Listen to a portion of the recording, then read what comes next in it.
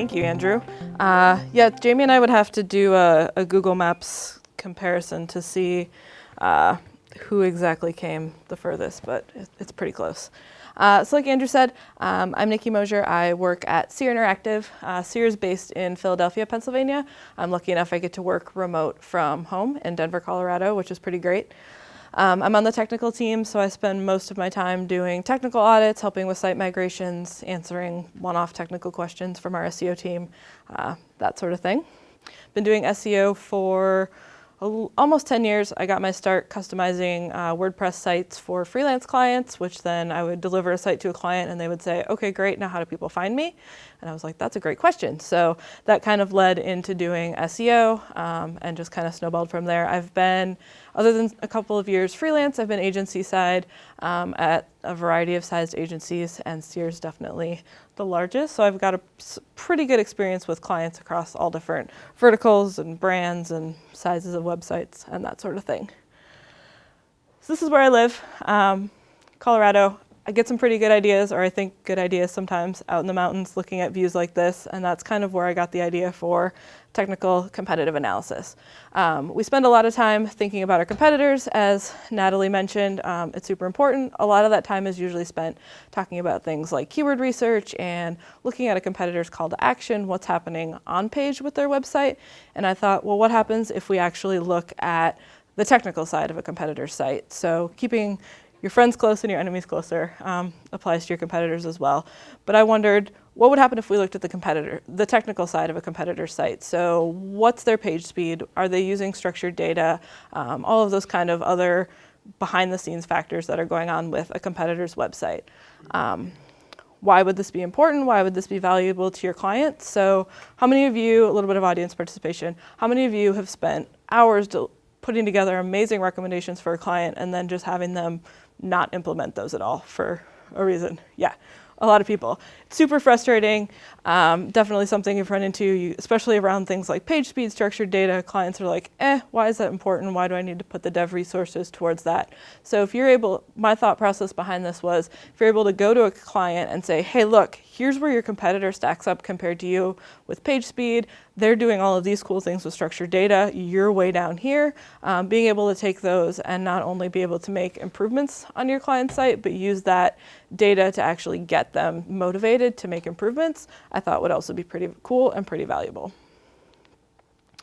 So I want to walk through kind of the process on how I did this. Like Andrew said, he'll have links to all of our slide decks, and in my slide deck I've got links to kind of the template and some of the other behind the scenes stuff that I use to do this. So obviously you need competitors. So you could definitely go crazy and have all the competitors you want when doing this. I think 3 to 5 is probably a pretty manageable number of competitors when doing this.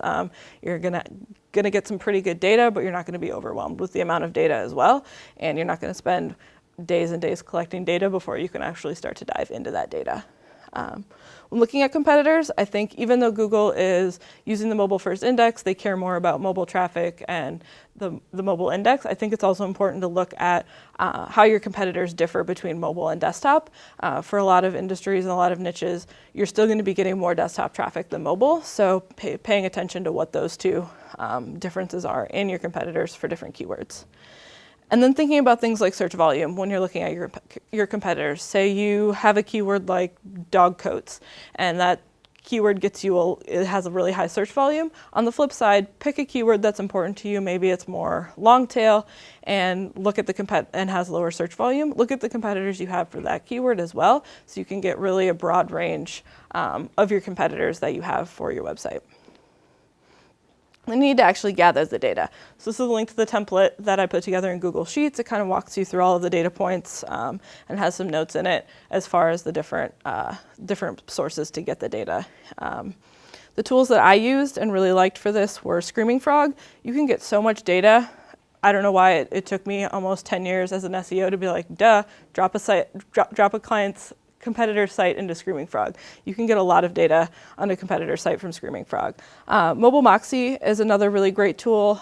It's a company based out of Colorado, but you can really get a good visual of what mobile SERPs look like. So drop a competitor in there. It's also really great in helping to identify your competitors as well. The Think with Google tool is really great as far as getting your site speed stacked up to your competitors. You can drop in up to 4 competitors, I believe, in the tool, and it'll give you their page speed on both mobile or 3G connection and 4G connection.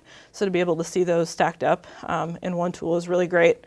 And then the Google Structured Data Testing tool. Another great thing to point out about Screaming Frog is I did hear at Brighton SEO last week that they're working on an update in the next week or so that is going to include page speed data coming from Google's PageSpeed API and Lighthouse. So combined with that and all of the structured data information that you can get, really Screaming Frog can kind of be a one-stop shop for this as well.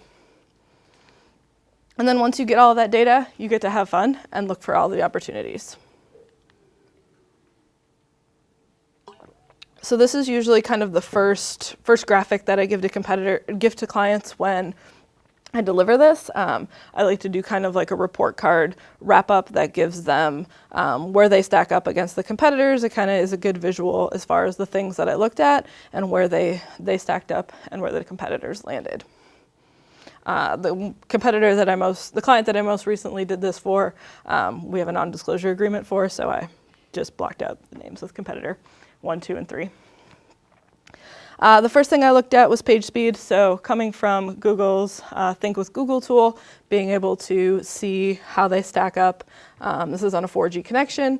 I think this is really valuable in being able to point out the opportunities. Obviously, on a 4G connection, you can see that the client kind of crushed the competitor, but it's important to see where the competitor are, even though the client is outranking them or outperforming them as far as page speed goes.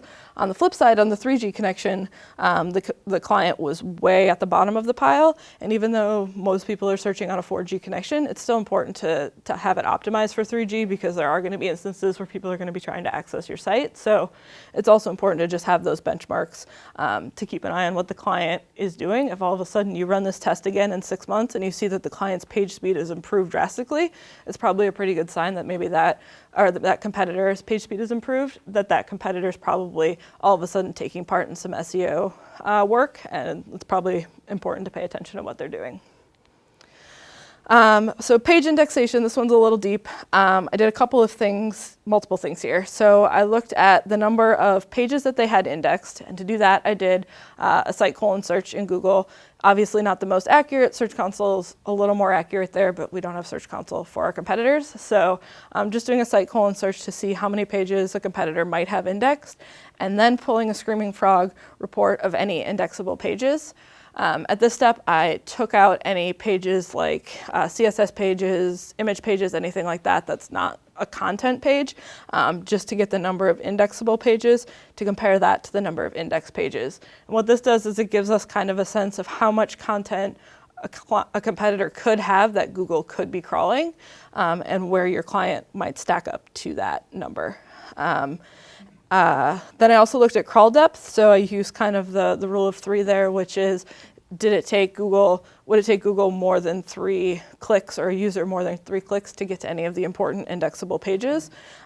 If there were a large amount of pages that had, so like competitor 3 had a huge amount of pages that it took a long time to get to those pages, so that's kind of a red flag that maybe their content's not getting accessed as much as your client's is. So that's just an area to watch, and that your client's doing well in. And then with average word count, kind of the same thing. I averaged how many words per page across all of the indexable pages, with the target being 300 to 500 words per page. And you can see that our client actually had a lot more content than some of the competitors, which maybe is a sign that they should take part in maybe some heat mapping or some scroll tracking and see if users are actually engaging with their content. So that kind of presents a different opportunity for the client. Structured data, we know as SEOs is important, so being able to see kind of what structured data clients are using, or competitors are using. This is where Screaming Frog is really helpful, because you'll be able to see the different structured data types across multiple different pages versus having to enter page by page into the structured data testing tool. It gives you some ideas, so I didn't I saw the competitors using article schema where my client's not. And then it also can open up the conversation to showing them the importance of using other types of schema that their competitors aren't. So FAQ schema and local business schema would both be some other valuable structured data types that my client could use as well that their competitors aren't using. 404 errors, again, you're not going to get as accurate of data without Search Console, but Screaming Frog gives a pretty good insight. It just kind of is one of those metrics that helps us see maybe there could be other things going on with a competitor's site that could be wrong if they have a ton of 404 errors and our client doesn't. So it's just kind of one of those temperature checks to see kind of how a competitor site is doing versus your own site or your client's site. And then lastly, CMS. I'm a pretty strong proponent in WordPress, and we know that Google unofficially is too. So being able to kind of have a pulse on, okay, 2 competitors are using WordPress, my client's not using WordPress, maybe there's a connection between where they're ranking and the competitors ranking because of their platform. So it's a good opportunity to kind of open up that conversation with a client if maybe site migration isn't on their radar, to get it on their radar and get them to start thinking about what CMS that they're using. So kind of to recap, so when this is useful, maybe if you have a client who's not implementing things, if you've seen a client that has had a drop in organic traffic, decreased SERP visibility, anytime you're kind of like, okay, what's next? What else can I do for this client? Being able to kind of come at competitor analysis in a deeper way and from a different angle could be valuable. Process, obviously, identify your competitors, gather the data, and start looking for opportunities. And then lastly, you need to convince your client. So having the right person on your side when you bring this data to the client who's actually going to be a stakeholder who buys into what you're saying, and then making sure to prioritize the opportunities. So going back to Natalie's talk about strategy, making sure that you're prioritizing what you're telling them that will have the most impact if they're only going to implement a couple of things. Thanks to Andrew for having me. And like I said, I'll have the template and everything in the slide deck when Andrew shares those out.